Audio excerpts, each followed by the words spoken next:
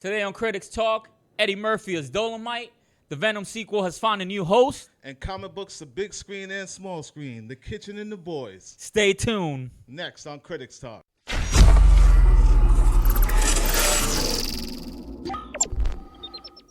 Welcome to Critix Talk.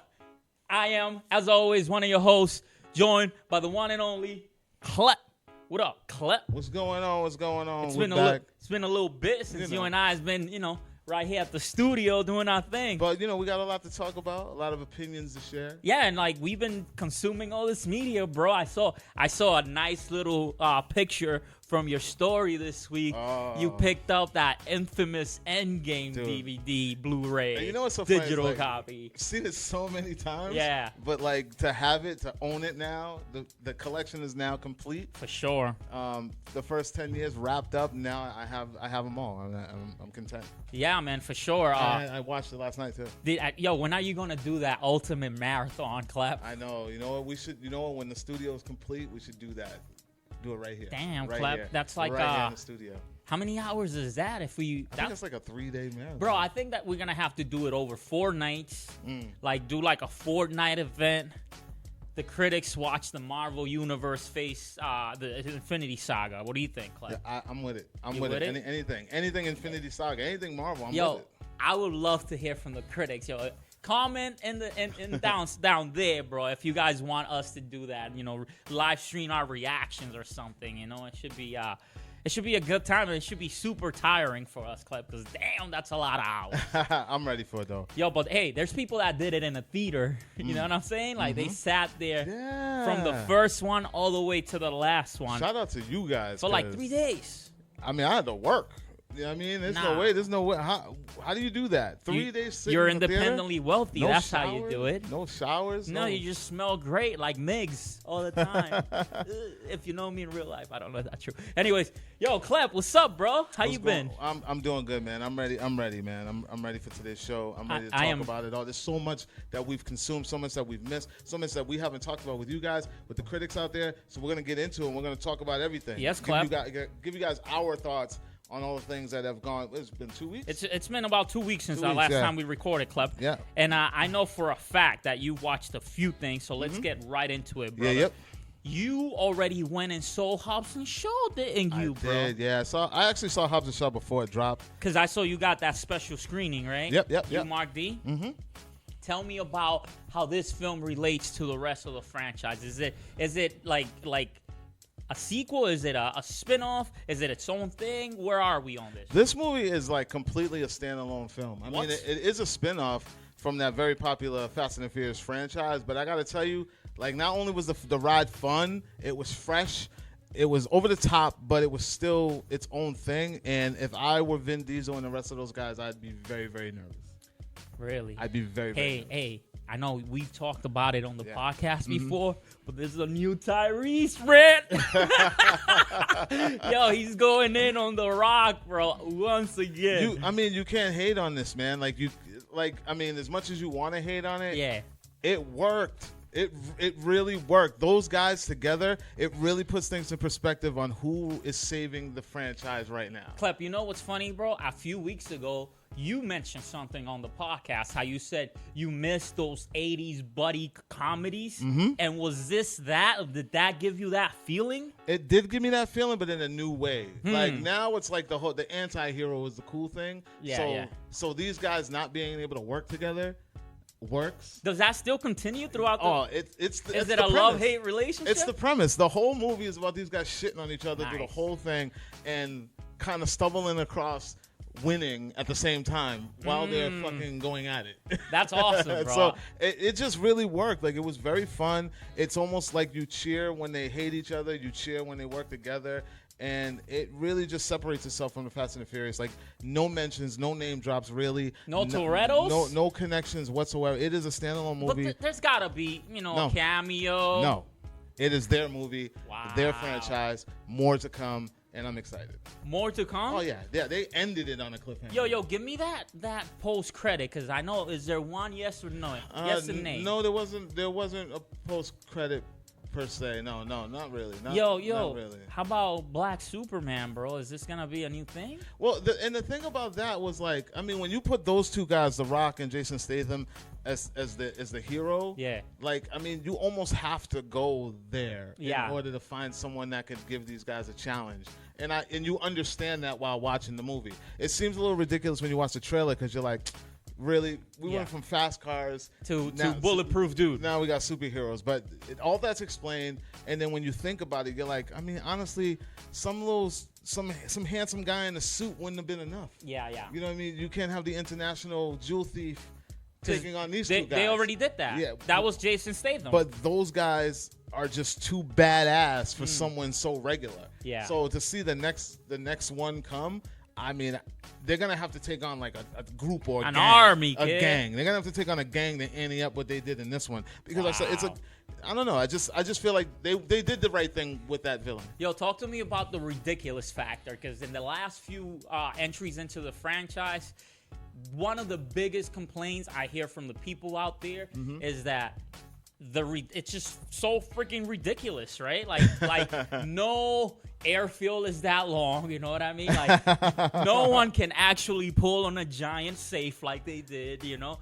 There's no way Toretto was able to catch Letty, you know, after he got shot out of that car. I'm gonna give you one spoiler because just give me that one. This is a scene that happens in the movie, and Yeah.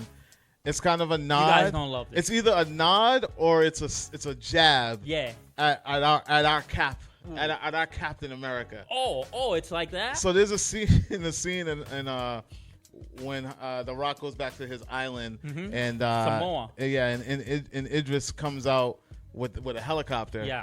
And the helicopter is chasing these guys. They're in a tow truck, and they throw the tow truck hook to try to grab the helicopter to kind of throw him off his balance. And then there's a scene where The Rock loses the chain, and he grabs the chain. Yeah, and he's The Rock is holding a fucking helicopter by the chain and actually pulls the chain back and throws it back on the spool. You know what I'm saying? So he was able to pull back on the heli and actually tie it up with the other hand. Yeah, it's a little outlandish, but I mean, you know what? It's Fast and the Furious. It's The Rock. It's homie. We expect it to be ridiculously good. Yeah. I mean, right now, it's gonna make its money. Oh, without a doubt, it already has, because it was the biggest movie last week. You know what I'm saying? So it's a great escape. Shout out to them, bro. It's a great escape. Hopefully, Vin Diesel and the rest of the gang out there, Tyrese, Luda, Michelle Rodriguez, everybody involved in the main franchise can come through in the next one, because I know they're filming already. Well, let me ask you this though. What up? Should they keep just breaking off and spinning off? Listen, if it's making money, I will spin off Critix right now. I have a dream team that I would love to see break off. Yes. Do it. Okay, let me break it up. To save this franchise, you need to throw, and I know this is going to be tough. Come on, give it to me. But you need to throw Roman and Hobbs and Shaw. Okay. You just got to throw him in there. So basically, you're going to take the biggest person that hates the franchise and bring him in, because that way you're gonna get Tyrese is gonna stay quiet and he's gonna promote the shit out this movie, and you're gonna get a shit ton of people wanting to see this just because those guys are working together. Yes.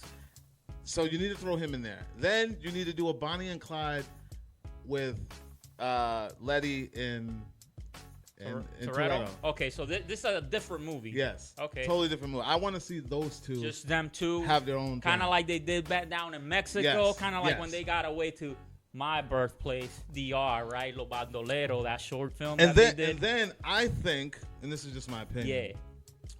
I think Luda can do a standalone by himself. Tesh? On some, By him. Okay, international. Klep, I think Luda has never held a movie on his own. But this is Fast and the Furious. This is different. I can understand if he tried doing something else, but I think his character could do something, and maybe give him, a girl or someone. Omar and Tego. Yeah, like give him someone familiar. Like, I mean, if you can throw Bow Wow in Tokyo Drift, Okay, yeah. Luda can. I think Luda could maybe something light. Maybe give him a TV series. What if we bring back Ja Rule from that very first Fast and Furious? Because Ja Rule was the reason that Luda got hired. Menage. Ja Rule thought he was too big for the Fast and the Furious franchise and didn't come back, so they gave the job to Luda, and look at it now. Yeah. So I think even if they gave him something light, put him on TV, but keep that character. I like his character. He doesn't even get enough shine. What do you guys think? But I think so we got Toretto and Letty doing their thing. Okay. Hobbs and Shaw. Yeah, Hobbs and Shaw. And Roman. Throw Roman in the mix. give him a cameo. Just give him a cameo. And then he could be like the Joe Pesci in Lethal Weapon. Yeah, okay. And then give Luda something light, some CSI television show or something on Netflix, but still in the Fast and the Furious. And then you can bring on people in the show with him to Klep, you're creative. Like it's on point, bro. I just think it'll work out. How come these people aren't like throwing money at us? I don't know, man. We're giving them gems. We're giving these away for free, guys. Free, bro. I don't even freestyle for free these days. I think that worked, and I'm surprised they haven't brought back Lucas Black. What's his name? Luke Evans. Luke Evans. He was in jail, wasn't he? Well, he got on like CSI or something like that. Didn't he get replaced by Jason Statham? Because they're brothers in the franchise. No, not that one. Luke Evans, the one from Tokyo Drift. Is his name Luke Evans or Luke Black? One of them. I can't remember. Luke Evans. Who you mean the main character from the kid from Tokyo Drift? Yeah, because he never. Yeah, they never brought him back.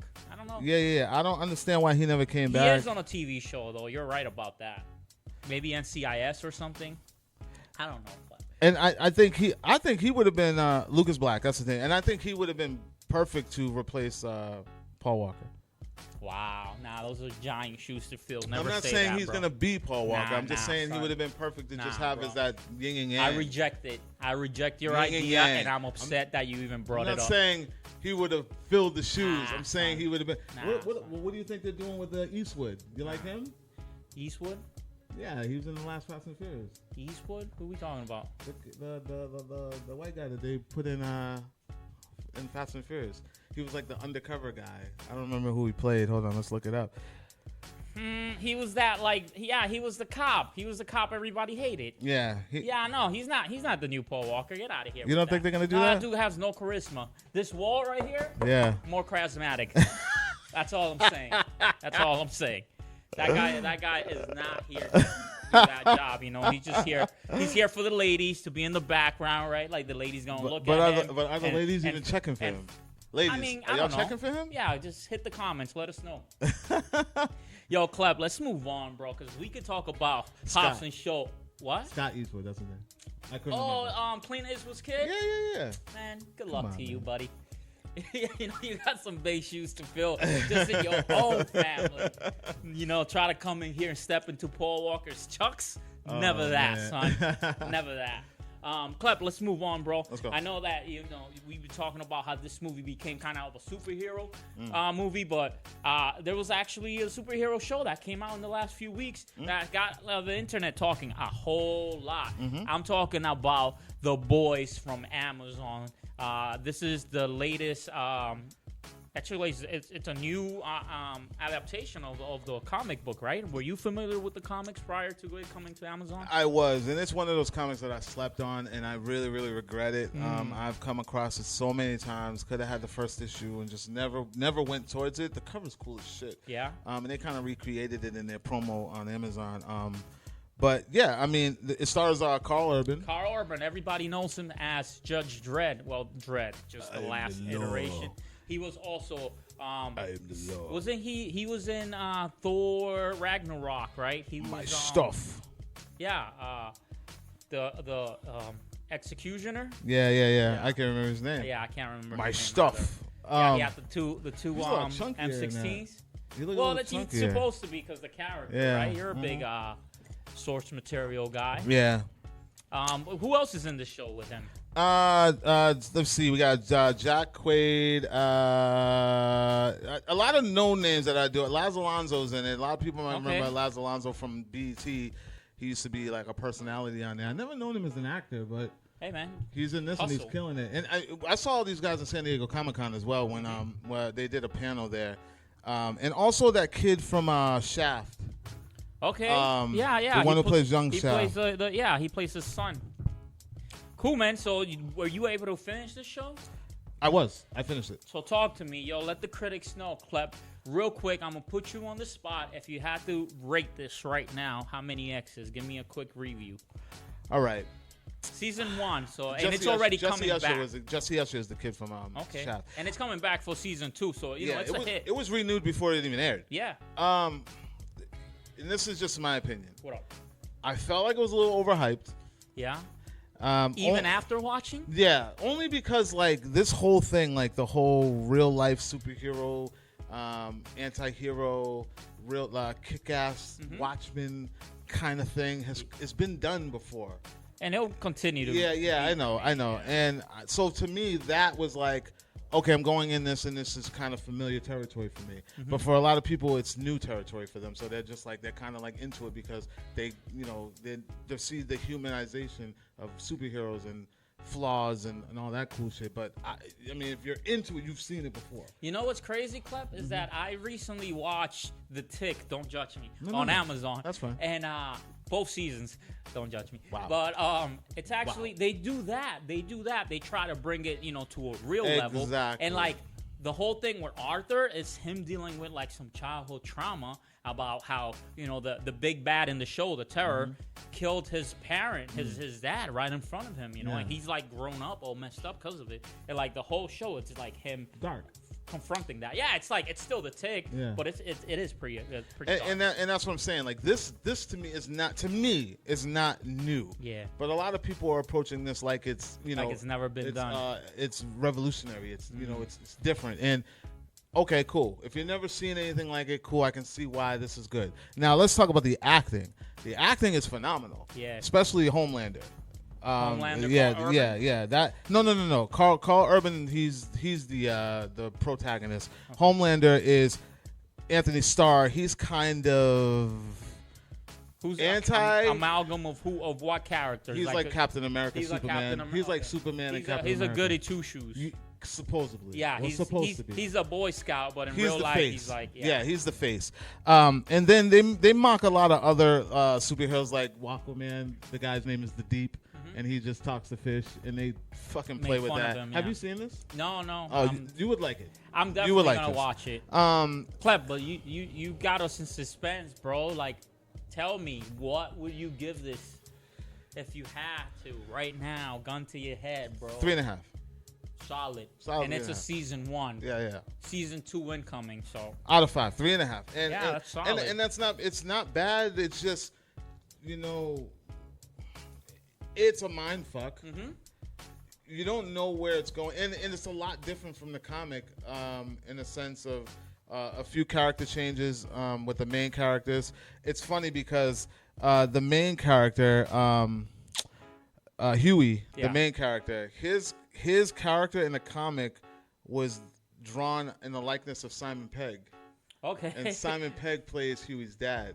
Oh, damn, that's good. It's awesome when they actually get the actors. So well, he's too old to play Huey, but I still think he could have played Huey, but I guess they wanted to go younger. So I don't know, bro. Have you seen him lately? He looks, he's an older dude. He looks the part. He doesn't look that bad. He's playing the dad, and at one point when I was watching that, I didn't know he was the dad, and I was like, he's playing a father? Like, Simon Pegg does not look that old. Come on now. Have you not watched any of the latest Star Trek movies, or even what was the other one I saw? Mission Impossible, bro. Come on now. I don't know, man. Yeah, he's in those. Simon Pegg doesn't look that old anymore. Look at this guy. He doesn't look that old.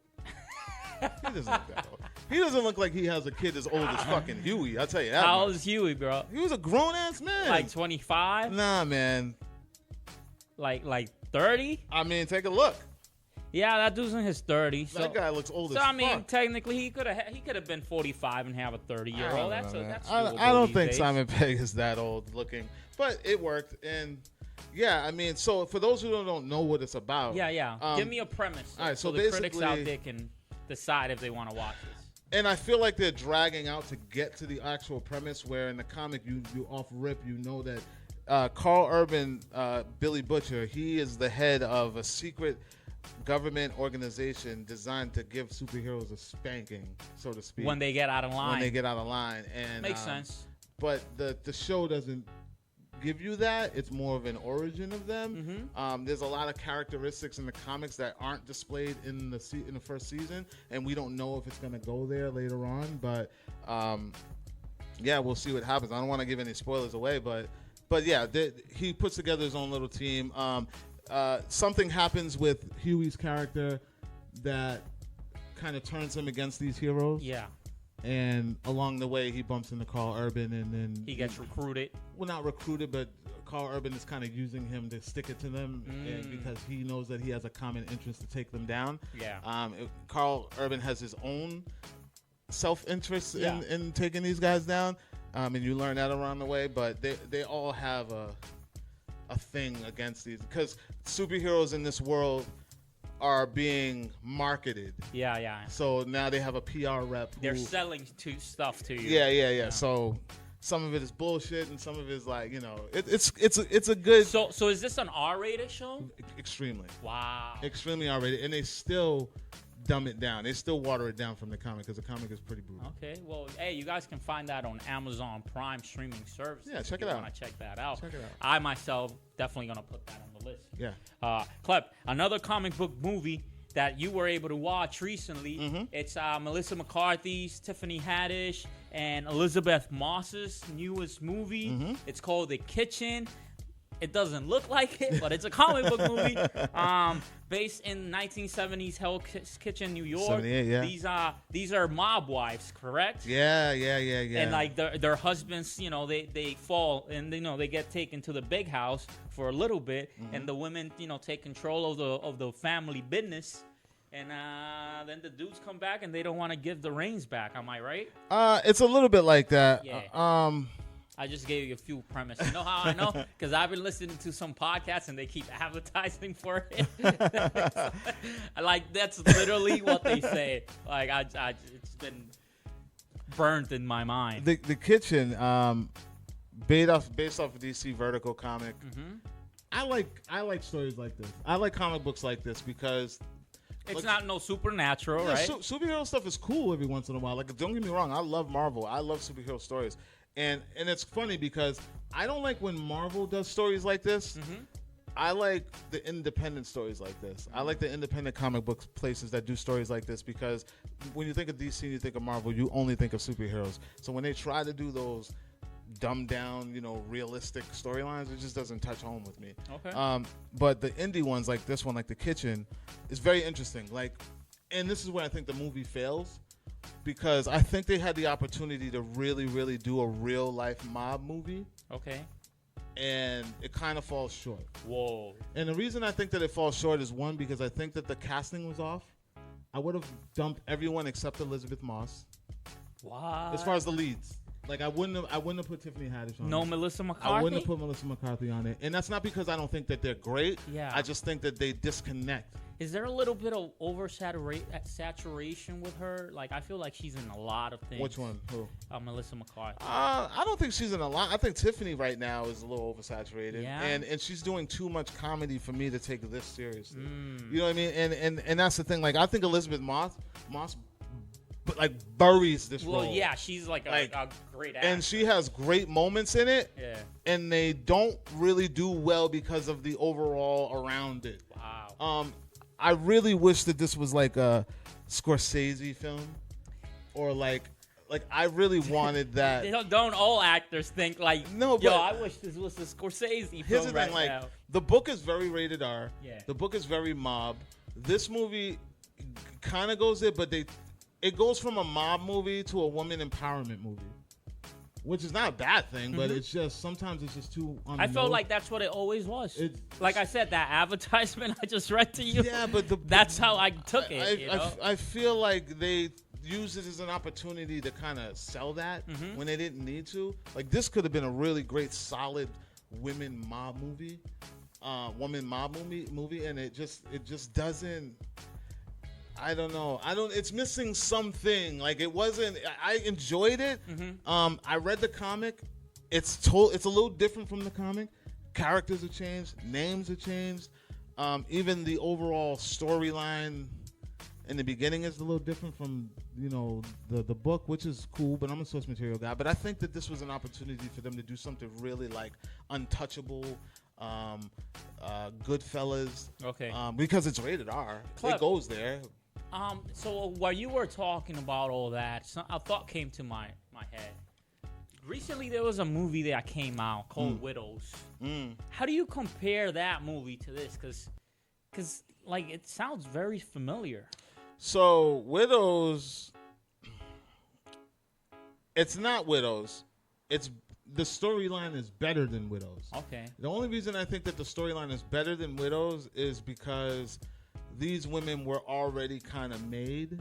Okay. In the kitchen. In the sense of the mob life, yeah. Yeah, Widows is more or less, they weren't a mob. They were just a bunch of women who were married to crooks. They were married to criminals, and, she had the plans, and she pretty much stole the plans to her husband's next job. Mm-hmm. This one is like, the mob wasn't taking care of them. Yeah, so they had to kind of take things into their own hands, and in doing so, they ended up becoming more powerful than they expected, which is fucking phenomenal. But it just fell short, huh? Yeah, I don't know what it is. It's just I'm blaming it on the casting, because sometimes you don't get lost in the story when this cast is too familiar. Like, I would have loved to seen this with fresh faces, some people who could really dive into the drama. What's crazy, Klep? It's like some of these movies probably wouldn't have gotten made if some of these big stars weren't attached to them. I get that too, but they could have put big stars in the right places. Mm-hmm. They didn't have to be like the leading ladies. And I see, everything was about being inclusive. So they changed one of the characters to Tiffany Haddish when one of the girls wasn't African American, which I get that. Two of the characters are sisters in the book. They changed that. And I don't know, man. I really feel like they had a chance to really give something very dramatic and very empowering at the same time, but it just comes off as a little watered down. And you know what it feels like? What up? I'll give you this. It feels like what they did to Kick-Ass 2. Like, it was still a little dark and still a little, but it brought it closer to a PG-13. Campy-ish. Like, campy mob. Like, not like. Yeah. I wanted to, and it's violent as hell. Like, Elizabeth Moss is the best character in this movie. She's straight killer with it. Yeah, she is like the best character in this movie that I believe. And I don't know. I will give this movie like a 2.5. Perfect, because I was about to ask you that. 2.5. And critics out there, And that's coming off if you the guys book. Disagree with Klep, please let us know. Hit us up over on the Facebook group. Your Critix Talk podcast. Let us know what you think. Sorry, guys. Cuss us out if you need to. I really wish I could pinpoint it. It's just, it's too on purpose in some places, and they fell short. I really wanted that dramatic, long mob, that Scarface. Like, I'm in the theater for 3 hours of, damn. Yeah. But just savagery. Yeah. And it's too commercial. It's too quick. It's too, Well, Klep, I mean, there you have it, folks. The Kitchen is in theaters right now if you want to go check it out. Check it out. Klep wasn't loving it. It's going to be big. But it's all right. I think it'll be big with, like, the female audience. I think they'll really, because people love Melissa. People love Tiffany. They're fun characters. But I think they had an opportunity, like I said, to do something really serious and dramatic. Klep, I'm gonna take the chance and jump on that. You mentioned fun characters, and I saw a trailer a few days ago. One of the funniest comedians out there, legend Eddie Murphy. He's got a new movie coming out. Netflix. My Name is Dolemite. Would you do you watch this? So listen, for all those Dolemite is my name. Oh my god! People don't know about this. Like, people think that this is some new Eddie Murphy movie, but no, this is a bio comedy type deal based on Rudy Ray Moore, who invented this character Dolemite, who's probably like one of the most popular blaxploitation B-list type of movies in its time. Very, very controversial. Well, borderline porn. I remember the line from was it Gin and Juice or Snoop Dogg, right? Like, what's my name? Snoop Dogg. Yeah. And I mean, if anybody's seen House Party, the dad, he recites Dolemite in the Constantly? house. Yeah. Well, when kid asks us if he can go to a party, and he says, "Oh man, I had plans for us tonight. I was gonna run a couple videos." And he goes, "Dolemite," and then kid rolls his eyes like, and he's like, "You like Dolemite? You grew up on it." Like, so it's like this one thing that like very, very, very like urban black, you know, community. We supported Dolemite. We supported this. So I'm very, very, very, very excited for this. I want to see the story of Rudy Ray Moore and how Dolemite came about. Now, like, he straight up lives the character, right? Oh, yeah. Like, because he's not the character, he's the creator, but he might as well based it on himself. Yeah. Klep, who else rounds out this cast? And when is this movie coming out? There's no date on it yet. They just said this fall it's supposed to be coming, 2019, and it's going straight to Netflix and some theaters. Yeah, they're doing the limited release because they might. When Netflix does that. Yeah, because they might try to get a quick award. This is gonna make some money. I'm telling you right now, this is gonna make some money. They're gonna make money for a streaming service. It's gonna make money. Period. This is like black comedy at its finest. Like this is like if someone did a biopic on Eddie Murphy. Yeah, Eddie Murphy is like more like my generation. Anyone older than me would know Dolemite. Yeah, absolutely. Klep, who's in this cast, bro? So we got Wesley Snipes is back. Wesley Snipes is back, y'all. Because he's in Coming to America too. Yeah, and everybody. With Eddie. Everyone's complaining about him not being Blade, but this guy's back. Yeah. He's back, and I'm all for it. We got Michael Keegan. Yeah, which is phenomenal. Yeah, he's solid. Chris Rock. Why wouldn't Chris Rock work with the legend? Yeah. Why wouldn't he? The legends work together. Exactly. Bro. We got Mike Epps.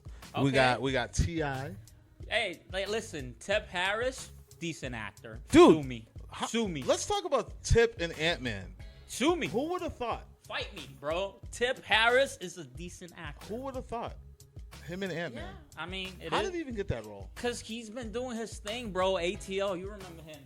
When he was I rollerblading remember and shit. Nunu. Of course, I remember Nunu. Everybody knows Nunu. Nunu.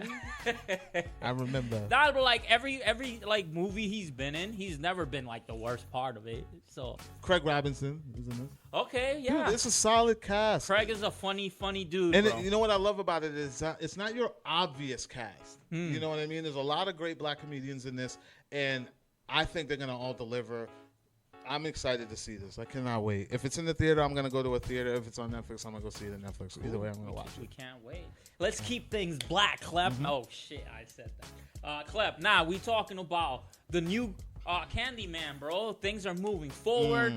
Jordan Peele set to produce this, and he has found its Candyman, bro. That's right.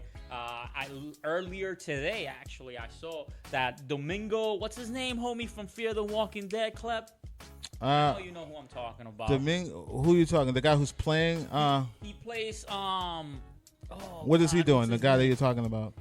In Fear the Walking Dead, he does, he's the new Candyman. Are you sure he's going to be the new Candyman? Yeah, bro. Domingo something. Oh, I know what you're talking about. Yeah, bro. I know exactly what you're talking about. Now, are about. you excited for this? Like, were you big into Candyman back in the day? Listen. You know, I watched both films. I enjoyed them. I was really into the first Candyman, but I thought that the director of the storyline could have done better telling the actual story. Okay. My favorite thing about the storyline was the fact that Coleman Domingo is his name. Yeah, my favorite thing about the storyline was the origin. Yeah, which it's dark, I don't even bro. think they even touched into the sequel. Yeah, because they do, because it's all about the lady having the baby or whatever. He's trying to find her again or something. So he was a slave. He was a slave who was hooking up with like the daughter of the slave master. Exactly. He got her pregnant, and then the whole town turned on him. Yep. Smothered him in honey. And honey, and the then bees let came the bees dude, that is fucking dark and it's dope. So fucked up. Horror fans here, like we love it. Perfect origin. Oh yeah. But then it gets weird. Like the movie just gets really strange, and like they have the lady in the hood and in the projects, and it just didn't connect. I get what you guys were trying to do, but this shit needs to be retold in a better way. And I'm so glad Jordan Peele is attached to this because I know he's gonna do the story justice. It's being directed by Nia DaCosta. Mm-hmm. I'm not familiar with her work. I guess she worked on Littlewoods. Clive Barker's a writer on this. Oh, yeah? Yeah, Clive Barker's a writer on this. So it's going to be good. Yeah, man, listen, I'm looking forward to it. Like, you guys know, we love our horror movies. So we're excited for this. And we're also excited for the return of the 1970 classic, Halloween. Ooh. That's right. Halloween. It's almost the season, man. John Carpenter. It's almost the season. Yeah, bro, that's coming back. Like the classic Klep. And news, you told me, I didn't even know this. They greenlit 2 more sequels for the Halloween that we recently saw rebooted, right? And yeah. not even a reboot. It was more of a sequel. So there's another one coming called Halloween Kills. Okay. And then there's supposed to be another one after that. And Jamie Lee's attached. She's coming back. So she's full on board. And I think it's just something about the fact that they're scrapping all the sequels and just kind of redoing this the way that it should have been done. That's got her interested. I'm interested more now because I think it's a great idea. I think that the sequels got... I think the sequels got a little bit weird on all these classic, iconic, like Friday the 13th, Nightmare on Elm Street. After a while, they just got a little bit too crazy. But I like this. So Halloween Kills, I'm all for it. I love Halloween time. So basically, they're going for a new, like, trilogy, yeah? Yeah. Well, and mixed in with the original, it's going to be a quadrilogy? Pretty much. So we have the original one. Bang. They scrapped 2. Yeah. Then this one comes. Season of the Witch, your favorite. Oh, God. And then the next one coming. So this will be the 3rd. This will be the real Season of the Witch. Wow. Hey, listen, I somewhat enjoyed the last one that came out. Somewhat. Like, I don't know. I wanted more from it. It was very much like it was Halloween and it was that, and that was cool. But I wanted more, man. Like horror movies these days, like they're either very what you expect or very out of nowhere. And these days, I lean towards more like to the weirder stuff. I'm a weirdo. I liked it. I thought it felt very retro. It felt like the next 40 years from the original. Everything just fell in place for me.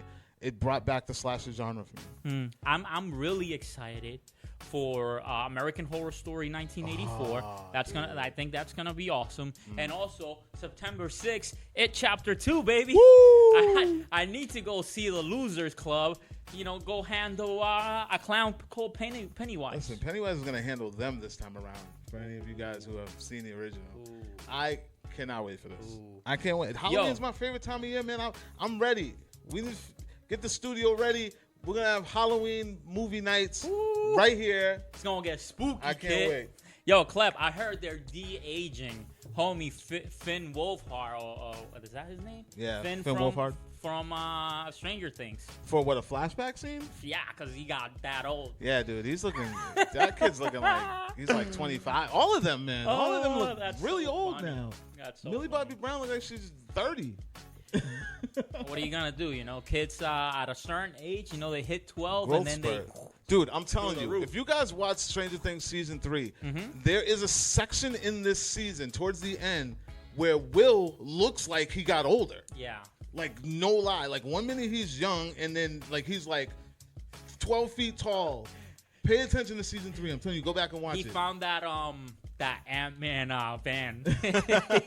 He came out a few years There's literally a scene where he's, like, towering over his mother. Like, no lie. That's what kids do, you know? Yeah, but he wasn't towering, like, early in the season. It just comes out of nowhere towards the end. In the mall. Yo, Klep, I want to talk about... something that I'm a little bit more excited now after hearing this news. Yes, it's a sequel. Yes, it's a superhero movie. Kinda. It is comic books. It's Venom. Sony's take on Venom, starring Tom Hardy. Found a new host. Not really, because they're keeping Tom Hardy. He's coming back. Michelle Williams is coming back. But they found a new director. And the one and only Andy Serkis. What do you think of this? Claw himself. Claw, a.k.a. Gollum, a.k.a. Smeagol, a.k.a. Caesar from Planet of the Apes. This is great move, bro. This dude, did you watch Mowgli? His I didn't.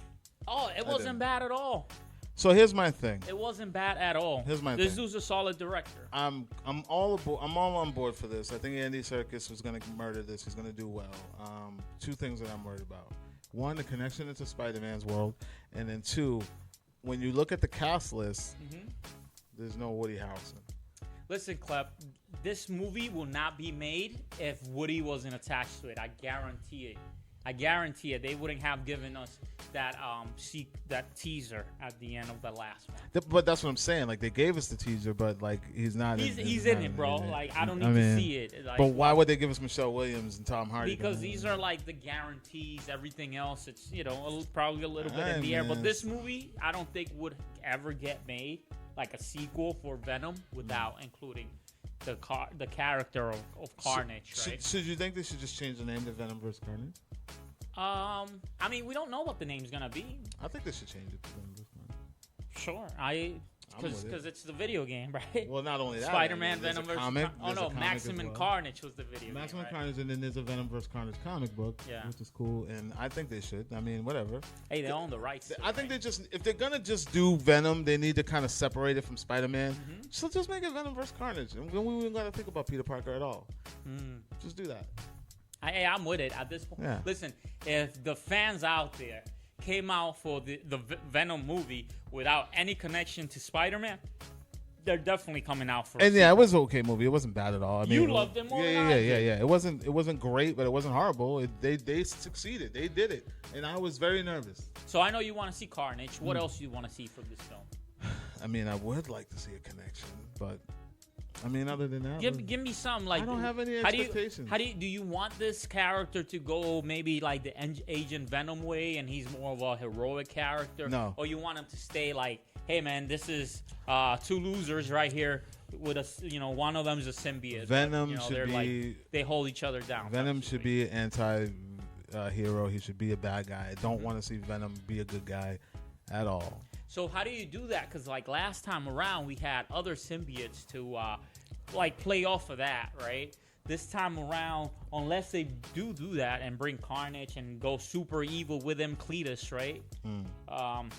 Can this work without another symbiote to go against? Well, he's got Carnage to go against, so. Yeah, but like, what if they didn't want to do that? Like, could this film work without that? Because one of my biggest complaints, right? It's whenever they bring in a superhero and the villain has the same power. I say it all the time, bro. I hate that. Listen, I mean, I'm just gonna trust them. They did it once. I mean, like I said, if there's no connection to Spider-Man, I mean, what else can you do? Like Venom vs. Carnage. That's it. I don't want to see Venom saving lives, saving people. I don't know, man. This Hollywood, man. Should we go R-rated with it? It should be R-rated. They didn't go R-rated last time, and this dude was eating heads. Yeah, I know. He was eating heads, bro. He ate a guy's head in that convenience store, and then they like. It's not gonna go. It's not gonna go R-rated like now. Not even a blood splatter. It's not gonna go R-rated now, because they've already proven that they can do it PG-13. But hype doesn't count. I don't understand why they count hype.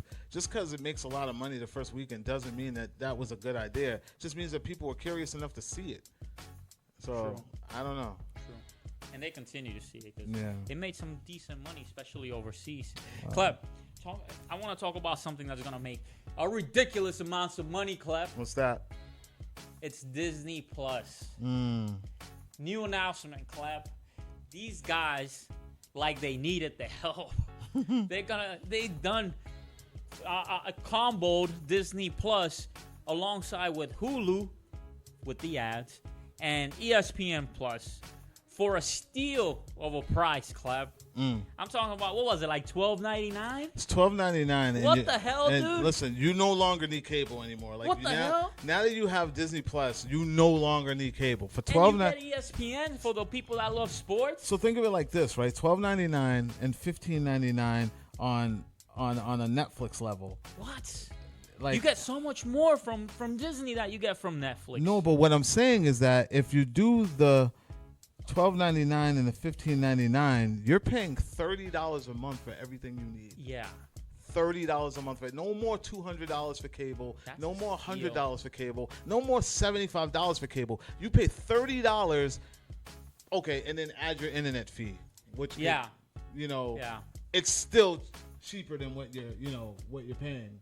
How can these guys do that, man? Like they're going for that, like a cut of the market. Like when it comes to streaming services, they're shooting for Netflix's neck, aren't they? Yeah, I'm all for this. I may not do the $12.99 because I don't do sports. Yeah, but I mean, you're gonna get Hulu too. I mean, fuck it. I already got Hulu. I got a deal last year. Mm-hmm. I'm paying like $1 a month. Yeah. But that's gonna go away soon, so why not jump into this package? Get those new email addresses and sign up to the $1 a month. Sign up to Disney Plus. Now you're getting Hulu with commercials though, right? That's fine. Yeah, that is fine. Honestly, I have that right now. It's not fine. Right now I'm doing Hulu with Spotify. See, but you get commercials. Yeah. Yeah, that's a good deal. My Spotify doesn't have commercials. Yeah. My Spotify doesn't have commercials, but shout out to who you are. You know what I mean? You know who you are. But how about the list of the things that are going to be on? Let's get into it real quick. The list is ridiculous. First of all of the Marvel shit, like all of it, including new original shows. Mm-hmm. All of the Star Wars shit, mm-hmm. including new original shows. Mm-hmm. All of the classic Disney movies, bro. I'm talking about Aladdin. I'm talking about Little Mermaid. I'm talking about Dumbo. Like, I don't even want to continue on this list. Dude. Tarzan. Man, you know exactly what I'm talking about. Do you know what I'm excited for? What are you excited for? 1987 DuckTales is coming back. That's all I give a shit about.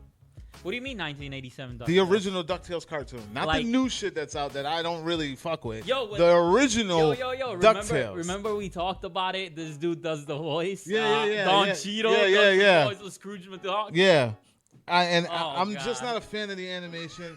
You guys just didn't hook me. I'm sorry. I don't like the new DuckTales. I like the old classic ones. So they're rebooting it, like bringing that back? It's already been rebooted. No. But I mean, like they're gonna make the new old seasons. No, they're just bringing it back. They're just bringing the old one putting it online for you to watch. Yes, okay. And that's what I need. I need the original DuckTales in my life. I don't want to watch this new shit. You know, I get excited every time I'm scrolling to the TV thing and I see DuckTales. I'm like, oh wait, it's a new one. Yo, Klep, you think they're gonna have those classic Disney Channel movies I grew up with? They are gonna have those classic Disney. Dude, they're gonna have everything. Listen, I'm gonna go down this list of day one stuff that's coming out. All right, and let's see if you remember any of this stuff. They got Andy Mack, Boy Meets World, Brain Games, Kim Possible. Come on, yep, Kim Possible, DuckTales the new one, DuckTales the original, Goof Troop, Even Steven.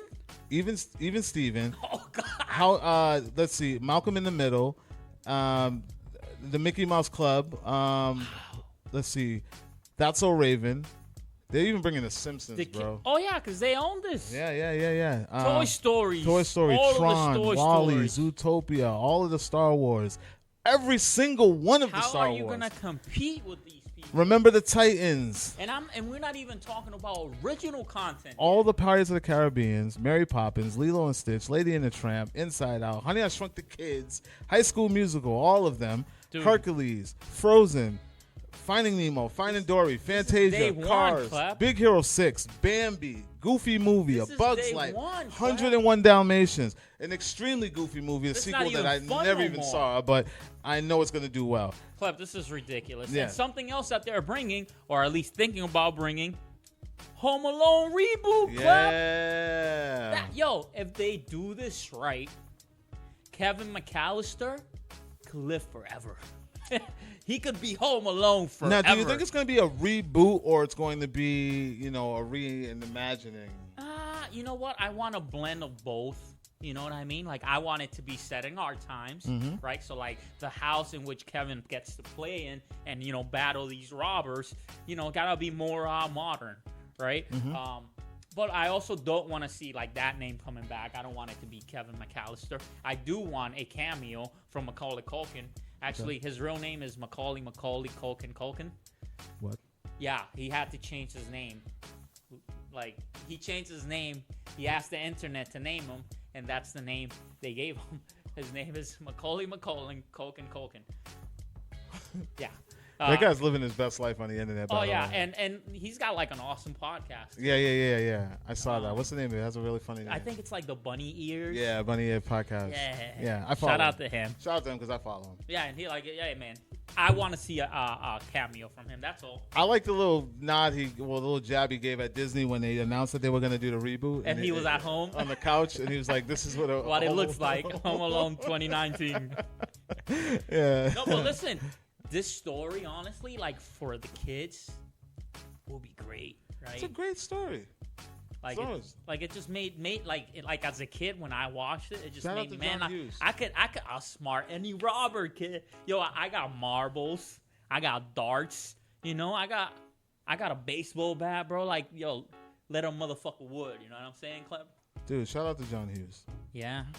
Is he involved with this at all? John Hughes passed away, man. He was a legend, man. But I mean, his camp, bro. What's up? John Hughes wrote this movie, and a lot of other great movies that you guys may have or may not have heard. Of course, little 16 movie called Candles, Breakfast Club, Pretty in Pink, Christmas Vacation. You know, he's a legend. He's a legend, dude. Yeah. So, I mean, if they can match the magic of John Hughes, I'm all for it. But Disney Plus is going to be a juggernaut. And it's just in time for the holidays. Just in time for you to get that gift card and send it straight to Migz Critix Talk so I can watch it for free. We should have like a launch party.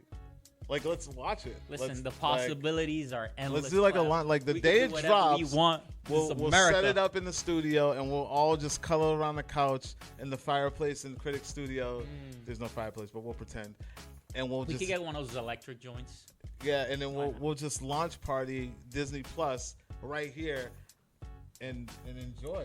Sky's the limit, We'll probably be fighting on what we want to watch because there's so much damn content. But we're going to start with the new originals because that's how I do it. Listen, I got to get a DuckTales episode in. Mainly the origin of Gizmo Duck because I don't know who that is. Oh, come on, man. Yo, Klep, we just talked about one legend, John Hughes. I want to talk about another legend. Let's do it. The one and only Quentin Tarantino. He came through and he gave us, what is it, his 11th film? His 14th film? I forget. Anyway, no, this is the 9th film. The 9th film? Mm-hmm. The 9th film by Quentin Tarantino, Once Upon a Time in Hollywood. That's right. We saw the film. We loved the film. I loved the film. Motherfucking Rick Dalton. Your motherfucking Rick your Dalton. Son? Nah, this is my body double right here. Holy crap, man! Did I enjoy that film? Yeah, man. Good cinematography. Like anyone who's a film lover, a lover of you gotta watch this. You have to watch this movie not only for the acting but for the cinematography, the shots. Yeah, and he's so creative, including like old school style. Like so many times we get to a cut of that show that Rick fucking Dalton stars in. What was it? Bounty Law. Oh yeah. Right? And like it gives you like the 4:3 black and white. Yeah. And it's amazing. Like I think everyone in this project deserves a round of applause, from wardrobe to producer, from director, from actors, from everything that it writer. Shout out to Quentin. Director, photography, anything that it had to do with this film is phenomenal. And you gotta kind of just go for the ride. Like, don't go into this movie like, oh, what's the storyline? What's it about? No, just put this thing on and watch it through. And by the end of it, I promise you, you're gonna stand ovation or applaud this film for what it is, and not for what you expect when you go to the movies or when you see a movie. Because some movies are designed and made to entice you. Yeah. They are big bangs, wow, this and that, just to keep you in your seat. But this film just does for film and movies what every movie should do at some point, and for that, hats off to Quentin. Yeah. And you know what? Like I'm gonna say this: take the name of the movie super literal, right? He is telling you a story. Once upon a time in Hollywood, ... this happened, or did it? Yeah, yeah. No, one of the things that I love about, and without giving any spoilers away, is how he built you up to something that happens. Well, something that happened in real life. Yeah, and he gives it a good nod. Yeah. You know, he takes care of it. And he sends the audience happy. You know, he sends you home happy. Yeah. Even though, like, damn, I don't want to get into it because it's so much spoiler. Yeah. But listen, if you watch Inglourious Bastards, right? You know, at the end of the film, this dude straight up killed Hitler, right? Like, that never happened. You know, sorry, spoilers, but that never happened in real life. Mm-hmm. So there's a lot of that, right? Like, he's going to play with a lot of real characters. Real stuff, yeah. Real settings, right? Like, a lot of the places that they visit. Yo, it's places you can go right now in LA, right? Like, places where this stuff legit happened. Mm-hmm. But he's just going to play with, like, what actually happened. It's like his iteration of what what would have happened. Yeah, it's a what if. If it was up to him, and it's a beautiful piece. It's so good. Beautifully told, beautiful acting. I mean, dude, how First of all, Leonardo and freaking what's his name? Brad Pitt, amazing in it. Both these guys. How unrecognizable is Dakota Fanning? Oh yeah. Oh yeah, scary. Like, she was scary good in this. But like, she's so unrecognizable. Like, I haven't seen Dakota Fanning since like Man on Fire days or War of the World. Where you been, bro? Like, I haven't seen her since then. She's been around. So I'm not saying she hasn't been. I'm just saying, like, I haven't seen her since then. So when I'm watching this movie, I'm trying to pinpoint, is that her? Is that her? Like, I didn't even know which one was her for the longest. And then, I just think it was, great. Just great acting, man. Like, it's crazy. Margot Robbie's awesome in it. Mm-hmm. Brad Pitt, like I said. Oh, man, Pacino had, he wasn't in the whole movie, but the time he was in it, it was so good. Phenomenal. Shout out to the dog in that movie. Yeah. I don't remember what his name was, but, man, that dog was awesome. Yeah. If you had to give this movie a quick rating, you have to give it, I mean, this is a 4.5. 5 all day. I agree, man. It's tough for me to sit here and try to think which is my favorite Tarantino film. Really? Man, they're all so good. Like, I always go back to him, man. I love Pulp Fiction, but Reservoir Dogs is so good. Kill Bill is so good. Kill Bill's one of my favorites. Even Jackie Brown is so good. Jackie Brown's really good. Hateful Eight is so good. I actually go back to Jackie Brown a lot. Like Django, like, these are classics, bro. This dude's a genius. Yeah, he is. Oh yeah, I cannot wait for his 10th film. And I mean, rumor has it that he's only doing 10 and he's quitting. Man, he's doing a Star Trek film. Chill with that. Yeah, but that's something else. It's not his what do you creation. mean? Like, you can't count Star Trek. You're saying, like, but he'll direct more. He's just not gonna do more original ideas. Yeah, well, that was the rumor. Who knows? Man, let this guy keep doing his thing. He's still a young dude, right? He's probably in his 50s, 60s. Who knows? If that. Klep, but that's all I have for the critics this week. If you have anything else you felt I missed, please let me hear it. No, that's pretty much it wrapped up. I mean, it's been a long week. It has. And I'm glad that we got together to hash this out. We'll be back again soon to talk with you guys because there's plenty of stuff out there to consume. Always. We got to go check out Scary Stories. Oh, man. We got to go check that out. So we'll definitely be back to be talking about that. For sure. So, I mean, I'm good. So hit him with it, Klep. As always, Critix Talk, you guys, and we want to make sure you guys wake up, be passionate, create, and repeat. Critix Talk. We out.